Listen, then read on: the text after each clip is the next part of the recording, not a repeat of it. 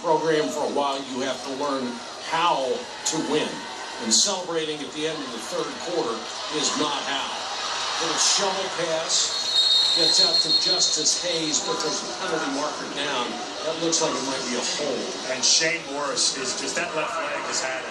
Holding. Offense. Number 67. 10-yard penalty. First down. I think you have to pull the young man. If he's going to have limited mobility, you do not want your quarterback. You made the change. This is the third time that we've seen him get up favoring that left leg. It was after the fumble in the end zone that he recovered himself was the first time. And there's Botticelli landing right on the same leg, and he comes up gimpy. I just think for the safety of this player, you have to get Devin Gardner in the ballgame. What a game Botticelli has had, though. Yes. This whole defense has just been exceptional.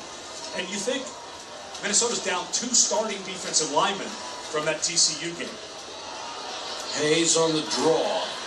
And the tackling, which has become a lost art in college football, has been crisp and solid. People not throwing shoulders into players. They're wrapping up and making form tackles. Thompson got that one. Minnesota has gotten much more athletic. Haven't they? Yeah, we saw them last year twice, and they did not look this good on defense. I think getting, of course, Derek Wells has been out of the game. But Jalen Myrick brings great speed. Brian Body Calhoun came back from an injury last year, added some speed. This is a athletic group. Blitz coming. More pressure on the quarterback, and the pass overthrown as Morris couldn't step into that one. Trying to get the ball out to Funches. And Morris can't move.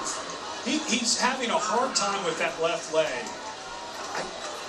You're calling pocket passes at this point just for the safety of the player. I think you have to get Devin Gardner in there. I just don't get why you keep having your quarterback go back into the huddle and in the pocket when it's clear he's having a hard time moving on that left leg. He has only thrown for 49 yards in this game, 7 out of 18. I know you want to get the guy experience. It's only his second start, but it seems a little dangerous to me.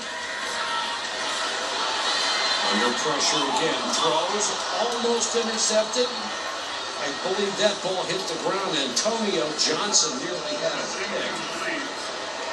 Well, and you're going to get a roughing the passer. Roughing the passer. Defense. Number 55. 15-yard penalty. First down. That's the Aaron Cochran. And he can barely stand up now. Boy, they've just got to get him out of the ball game. Yeah, I'm totally with you. He's got to come out. I mean, he was wobbly after that. Forget the limping. Oh, you've got to eject the Aaron Cochran. That is targeting. He drops his head. He launches. If it's forcible contact and it moves up into the head here, I cannot believe Cochran was not called for targeting and not only ejected from this game, but then he would be ejected for the first half of the second. You have to call that targeting. That certainly looked like it.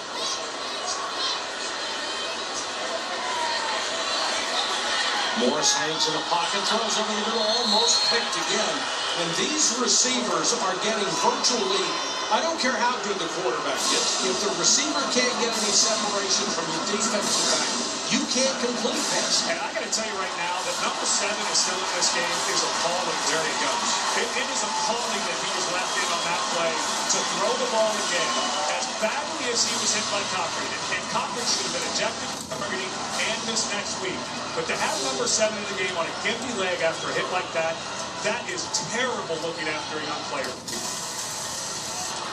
So Devin Gardner, benched, comes back in the ball game, and all that is going to do is feel the controversy as he hits J.U. Chesson. Checking in with Jake Budd.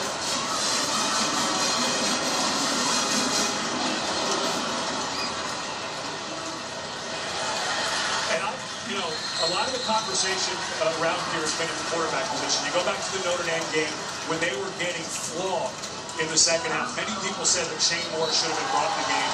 Doug Nussmeier standing there right next to Brady Hoke. They decided not to get some experience for Morris. And now I'm questioning what they did with Morris at the end of this game. The young man was obviously gimpy. He was obviously off target because he couldn't push off that left leg. And I feel like they left the young man in the game too long. They got the first down at the 46. Let's see if Morris can give them any kind of a, or Gardner can give them any kind of a spark. He's going to take off. He's a terrific runner. Devin Gardner down to the 43-yard line. Well, his helmet came off, and technically he's got to come out. But let's see who they put in. If they put Morris in, they just have to hand this ball off. It's got to be the handoff. Yeah, they've got to keep him.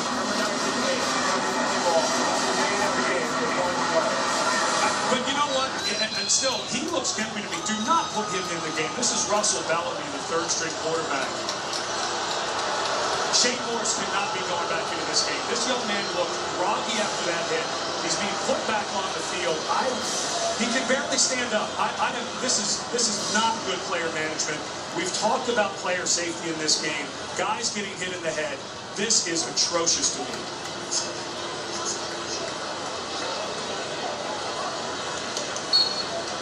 This does not look good to me. Watch the hit by Cochran. And I think this is a legal hit.